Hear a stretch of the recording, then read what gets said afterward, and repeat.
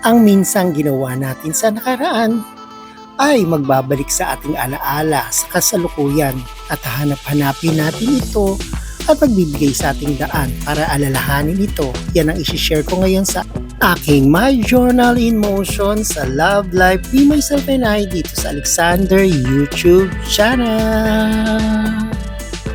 Totoo namang napakasarap balikan ang nakaraan, ang ating kabataan.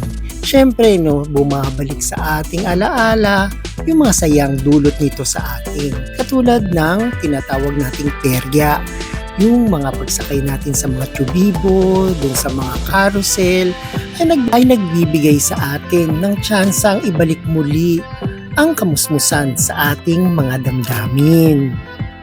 Kaya sa edad kong ito, ako ay nagbabalik alaala. Pero sila Trisha, si Summer the Kitty Cat at si Sachi the Puppy ay nagko-collect sila ng mga memories nila sa kasalukuyan na kanilang alalahanin din pagdating nila sa pagdating ng panahon. Kanilang kailangang in-memories ang ating mga pinagagagawa sa panahon ng kasiyahan ng kamusmusan. Hindi ba't ang daming mga bagay na nagbabalik sa ating alaala? Kasi nga, diba, pag ikaw raw ay may kinokolek na masasaya, ibig sabihin nun maganda ang kamusmusan o yung bang maganda ang iyong kabataan. Masaya, maligaya, at ito ay nagbabalik sa aking alaala ngayon dito sa isang peryaan dito sa aming lugar. Pangkaraniwan naman yun diba? Parang normal lang, diba? Sa isang pabango, isang awitin, isang mga bagay na nagbabalik sa ating alaala. Nung tayo ay kamusmusan pa.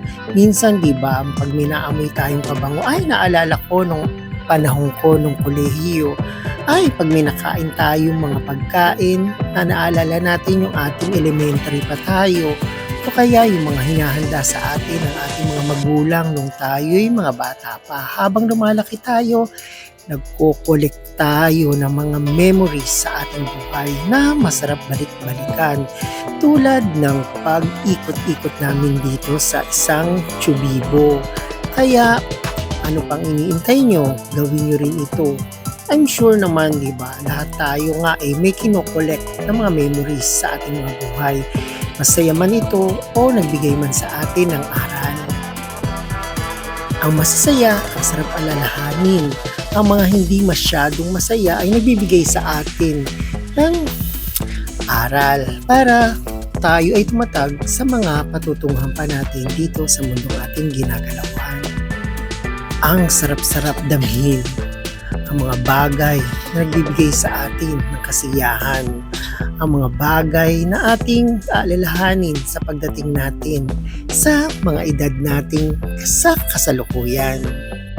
Kaya tayo ay magpasalamat sa masasayang alaala na nagdaan sa ating buhay. Kaya kung ano pa ang ating iniintay, ngayon pa lang ay mag-collect na tayo sa ating mga anak, sa ating mga kamag-anak, sa ating mga kaibigan na mga memories na later on ay ating babalik-balikan na kasama sa ating mga ngiti habang ito ay inaalaala natin. Kaya sa bawat ngayon ay may kasalukuyan tayong iaalaala. Kaya gawin na natin itong masaya lalo na ngayon sa panahon natin ng Gen Z, Gen Alpha. Dapat ngayon ay maging masaya kayo.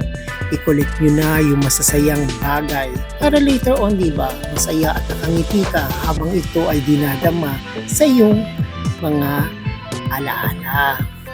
Kaya sa bawat pag-araw ng ating paggising, alaalahanin na natin at gawin natin makabuluhan ang ating paglalakbay sa mundong ating ginagalawan kasama ang ating mga mahal sa buhay para kasama natin silang alalahanin ito pagdating ng panahon.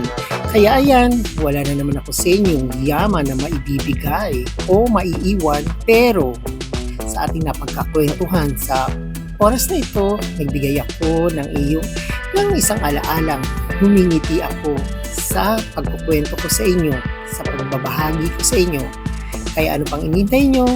Gawin nyo na rin ang mga bagay na ganito, ang magpapangiti sa ating mga labi, sa ating mga diwa habang inaalala ang nakaraan.